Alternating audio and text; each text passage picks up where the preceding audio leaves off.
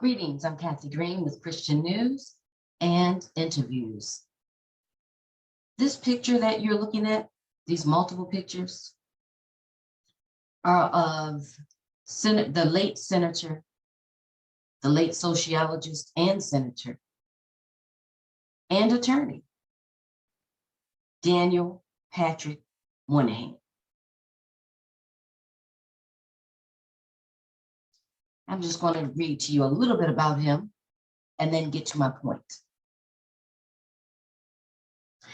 During the 1960s, Moynihan was in Washington, D.C., and while serving in the Department of Labor, he co-wrote The Negro Family, the case of national action, popularly called the Moynihan Report, which held that many of the educational problems of American Blacks resulted from the instability of Black urban families. Let me pause and tell you that no greater truth has ever been told. And if this man were alive today, I'd write him a long letter thanking him for telling the truth. The report caused a storm of controversy and made Moynihan famous. Well, again, he told the truth. He also mentioned that it was an emergency, that something needed to be done quickly. Check this out. I'm just going to read you a part of what he wrote. Chapter 2, The Negro American Family. At the heart of the deterioration of the fabric of Negro society is the deterioration of the Negro family. Now, you don't have to go by what this man said. You can go by what God said. God said in the beginning, he created male and female, and that they were supposed to create a family. So Daniel Patrick Moynihan is simply agreeing with what God said. He said at the heart of the deterioration of the fabric of the Negro society is the deterioration of the Negro family. No truer words have ever been spoken about the Black community. Because at this time, back in the 1960s, there was hope. It is the fundamental source of weakness of the Negro community at the present time. God, this man told the truth. There is probably no single fact of Negro American life so little understood by whites. Well, I have news for him. It also wasn't understood by Blacks. The Negro situation is commonly perceived by whites in terms of the visible manifestation of discrimination and poverty, in part because Negro protesters directed against such obstacles, and in part, no doubt, because these are facts which involve the actions and attitudes of the white community as well. It is, however, more difficult, however, for whites to perceive the effect that 3 centuries of exploitation have had on the fabric of Negro society itself. Here, the consequences of the historic injustices done to Negro Americans are silent and hidden from view. But here is where the true injury has occurred. Unless this damage is repaired, all the effort to end discrimination and poverty and injustice will come to little. The role of the family is shaping character, and ability to so pervasive as to be easily overlooked. The family is the basic social unit of American life. It is the basic socializing unit. By and large, adult conduct in society is learned as a child. Lord have mercy, this man told the truth. Why were the so-called Black leaders of that time fighting this man for telling the truth? It wasn't too late back then to do something about what we're seeing today. He goes on to say a fundamental insight of psychoanalytic theory, for example, is that the child learns a way of looking at life in his early years through which all later experiences viewed and which profoundly shapes his adult conduct. It may be hazarded that the reason family structure does not loom larger in public discussion of social issues is that people tend to assume that the nature of family life is about the same throughout American society. I'm going to skip down because what I'm going to do is post this so that you can read it on your own. I'm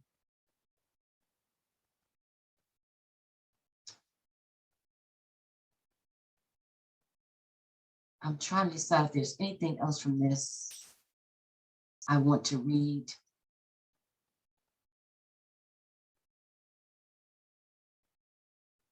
Nearly a quarter of urban Negro marriages are dissolved. Nearly a quarter of Negro women living in cities who have never married are divorced, separated, or are living apart from their husbands. The rates are highest in the urban Northeast, where 26% of Negro women ever married or divorced, separated. Well, those numbers have gone up. There are less and less Black women getting married. And it's not because they don't want to get married. It's just that their pool from which to choose is not good because Black males are out of control. Then he goes on to talk about Negro births that are now illegitimate. Well, of course, we don't use the term Negro these days. We don't use the term illegitimate anymore. However, I understand what he's saying. He's saying that these out of wedlock like babies is not helping the issue either. It's causing more children to grow up without a father, more children to grow up in a situation where they have no family structure, where they're not really being taught the way that they should be taught in a family, and it's causing more instability in the Black community. I'm going to post again a link to this report so that you can read it on your own.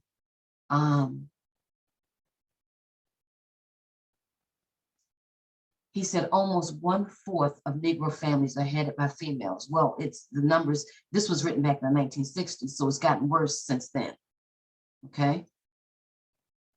I wish I had time to really read the whole report. This is an outstanding report.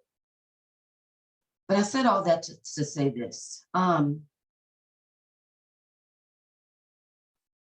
one hand, told the truth. And so we're now in a situation. We're now in a situation where we have very few families that are intact in the Black community.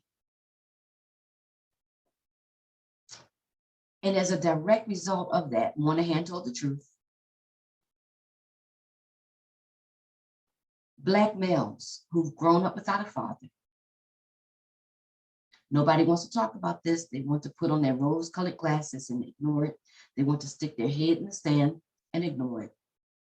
But the truth of the matter is, a huge number of young Black males are out of control. Joining gangs. The gangs have become their families because they don't have families. They don't see a father walking out the door to go to work. So you know what these gang members do? They don't have jobs. They sleep during the day. And at night, they go out and cause complete mayhem. The lifespan of the average gang member is 20 years, 5 months. Daniel Patrick Moynihan tried to warn us, and the so-called Black leaders at that time accused him of being a racist, accused him of being a liar and a troublemaker and somebody who didn't understand. This man understood better. I mean, he was like a prophet, but he also had common sense.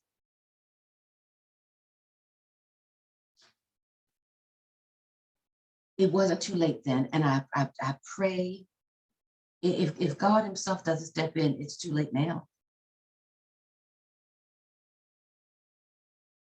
Walk out your door and look at what's going on. If you're brave enough to drive through a poor Black community, drive through, and you will see people sitting around drinking, using drugs, not working.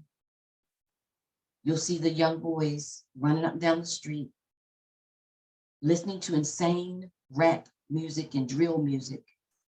And if you listen to the lyrics of that music, it's all about killing people, shooting people, doing harm to people. Why? Daniel Patrick Moynihan told us why. When you grow up without structure, without a family, you're not learning anything. You're not learning morals. You're not learning what it's like for a husband to love his wife, for a family to sit down at a table together and enjoy a meal, to talk to each other and discuss what was your day like. They're not learning how to problem solve. And most importantly, they're not learning what it looks like for a father to wake up, take a shower, get dressed, and walk out the door to a job.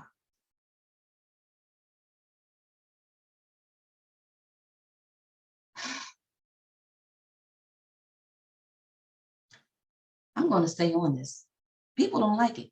People want to pretend that they don't see these Black males in the streets killing each other.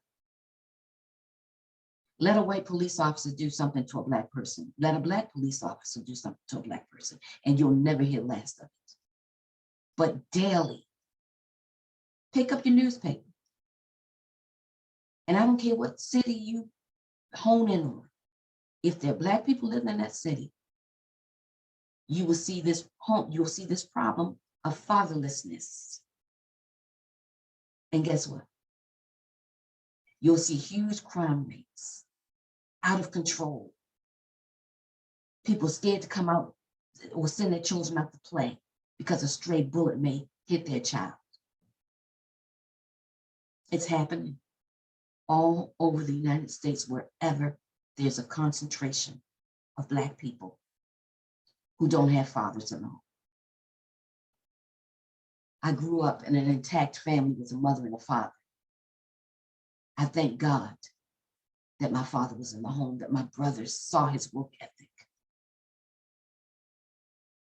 My uncles, I grew up in a family where all my aunts had husbands. I grew up in neighborhoods where all the Black people, most of them, 99%, had fathers. So this fatherlessness thing is new to me. It just wasn't in my life growing up. But this new group of young people, my heart goes out to them. They grew up without a father, and they are out of control. It wasn't too late back in the 1960s. Is it too late now to turn this thing around? I don't know. But don't send me any crazy notes accusing me of lying. I'm telling the truth. If you don't believe it, take off the rose-colored glasses and look at it for what it is.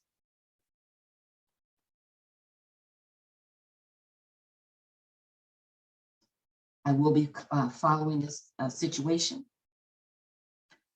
I don't usually get many likes or views when I talk about things like this because, you know, what people want to talk about. I shared an article almost a year ago about the fact that a huge number of women are going to the Dominican Republic to have butt injections. To date, I have almost 10,000 views on that. People like silliness, people like nonsense, people like junk. And to me, that was a junk article that I just threw together in 5 seconds. But something this important, this serious, people don't want to talk about. If I get 5 views, it'll be a miracle. People aren't interested in this kind of real stuff. They only want to stick their head in the sand and listen to junk. Anyway, let me get ready for church. God bless.